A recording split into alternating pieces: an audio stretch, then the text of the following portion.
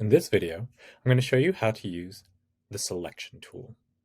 So the selection tool, sometimes called the move tool, is located up here in the toolbars, and it is the one that looks like a black arrow. This little black arrow will allow you to move things around and to select what object you want to move on. So as I move the mouse, you can see I can click and drag various objects and rearrange them.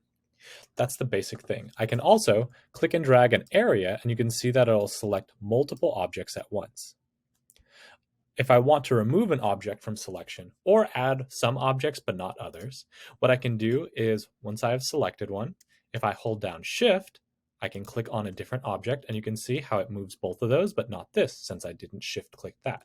And if I want to deselect something, I can press Shift and it'll deselect that and will leave me with this one object. Clicking off of the object onto the background will make it so that we are no longer selecting anything. The selection tool has a lot of good properties beyond just moving things around.